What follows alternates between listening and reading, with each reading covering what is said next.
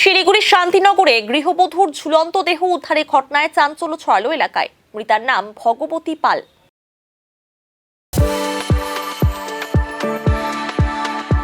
We are the dreamers, the achievers, and the leaders. Come, join us today. সোমবার সকালে শিলিগুড়ি পৌর নিগমের ৩৬ নম্বর ওয়ার্ডের শান্তিনগরে গৃহবধূর ঝুলন্ত দেহ দেখতে পান পরিবারের সদস্যরা। খবর পেয়ে আশিঘর ফাঁড়ির পুলিশ পৌঁছে মৃতদেহ উদ্ধার করে ময়নাতদন্তের জন্য উত্তরবঙ্গ মেডিকেল কলেজ ও হাসপাতালে পাঠায়। মৃতার পরিবারের অভিযোগ, পণের জন্য তাকে খুন করা হয়েছে। পণের জন্য ভগবতীকে তার স্বামী মারধর করত। এর আগেও দুবার আত্মহত্যার চেষ্টা করেছিল সে। বিভিন্ন সময় গৃহবধূর শ্বশুরবাড়ির সদস্যরা টাকা চাইতো বলে অভিযোগ করেন পরিবারের সদস্যরা। টর্চিং এত হয়েছে, ইয়ার আগে দুইবার ফাঁসি দেওয়া গেছে, ফাঁসি দিয়ে গেছে দুইবার। তারপরে একবার ফেন্সিল খেয়েছে, ফেন্সিল কি বলে হারপিক খেয়েছে। বিয়ে হওয়ার পর থেকে এই বাড়িতে এত শোক হয়েছে, মানে কি বলবো। বিয়ে আজকে মোটামুটি হয়ে গেল 15 বছর, 15 বছর হয়ে গেছে। 2010-এ বিয়েছে না। টাকা লাগে শুধু, এর স্বামী শুধু টাকা লাগে, আর কিচ্ছু লাগে না। পলাশ পাল, আমরা এখানে মান্টপাল বলিনি, আর পলাশ পাল। এর শুধু টাকা লাগে। এর বাড়িতে বাবা আছে, এখন মা তো কত হয়ে গেছে।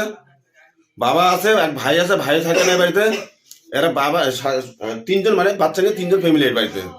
স্বামী বাইরে আছে, বাবা বলে সবজি ব্যবসা করে, বাড়িতে আসে খাওয়া দাওয়া করে। আমাদের সব কোনো হয়েছে না, আমরা কোনো কখন আসে বলি না যে ভাই আমাদের 5 টাকা লাগবে বা আমাদের কাছে। আমি বাবা মারা যাওয়ার আগের দিনকে 1 সপ্তাহ আগে টাকা উঠাইছিলাম বোর বন্ধন থেকে। বোর বন্ধনতে টাকা দিয়েছি, 2বার টাকা দেবো, 1 লাখ টাকা দেবো আছে আমার। আমি টাকা তাও চাই না। ওরা আজকে সকাল 7টার সময় 8টার ভিতরে আমার কিস্তি দিতে লাগে।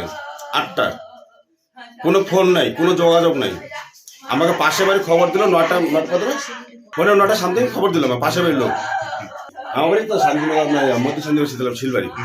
হ্যাঁ, অভিযোগ করবো তো, আমি অভিযোগ করবো। আমার বাবা মারা যাওয়ার 1 বছর আগে বলছে, তো বাপ যদি মারা যাবে তবে ভিটা খালি করবো, তবে ভিটা খালি করবো। এই যে আমার ভাইস্তা, এটা আমার বড় ভাই ছেলে, 2 ভাইকে 2 ভাইস্তা আমি পারি। বড় ভাই নয় আজকে দুনিয়াতে, বড় ভাই ছেলে 2 ভাইস্তা আমি পারি। এটা বড় পড়তেছে। যেদিন বাবা গত হয়েছে সেদিনকে কি হয়েছে, ফ্ল্যান্ড সৌদিকে বাড়িতে দলিল নিবে। 1 বছর আগে আমার বাবা বললো, বাবা তোর নামে জমিটা লিখে নে। আমি যে না বাবা, আমার নামে নিবো না, আমার 2 ভাইস্তা ওদেরকে করে ফেলাবো আমি। সেই জমি কি হলো দলিলটা, বাবা আমাকে 1 বছর আগে রেজিস্ট্রি, 2 ভাইস থেকে রেজিস্ট্রি নিয়েছে। আমি একা নেই, পাড়ার লোক সবাই জানে। তারপর থেকেই অত্যাচার শুরু হয়েছে। বাবা যেদিন কত হয়েছে সেদিনকেই তারপরে বাড়িতে দলিল নিয়ে আসছে। এর শ্বশুর একবারও বলো না আমার তালে মশাই তুমি দলিলটা কেন নিয়ে আসলে, দলিলটা দিয়ে আসো, একবারও বলে নাই। এত সত্যবাদী লোকেরা। যদিও সমস্ত অভিযোগ মিথ্যে বলে পাল্টা দাবি করেন মৃতার স্বামী। তিনি বলেন, তারা ভুল বলছে, আমি কোনো রকম মারধর করিনি। তবে কেন আত্মহত্যা করলো তা জানা নেই। একটা যদি কোথাও যদি স্পট বা কোনো কিছু দেখেন, লাইফ টাইম যেন আমার জন্য ফাঁসি সাজা। প্লাস আমার মেয়ে আছে, মেয়েকেও জিজ্ঞেস করুন, প্লাস পাড়ার লোক আছে। ও সারা ওরা জমি, ওরা বুদ্ধি করে, ওর টেন্ডেন্সি ছিল ওরা লুকায় জমি, ওর বাড়ির জমিটা ওর বাবার কাজের সময় দেখেছে। তখন ওরা কাজের সময় দেখেছে, ওর বাবার ফটো আনতে গিয়ে ওদের কাগজটা ওরা নিজের নামে লিখে নিয়েছে। ওর পর থেকে ওর মনের দুঃখ, ওর বাবা মার সঙ্গে কথা বলে না, ওর দাদার সঙ্গে তো কোনো সম্পর্কই নেই, ওর দাদার সঙ্গে তো কোনো সম্পর্কই নেই।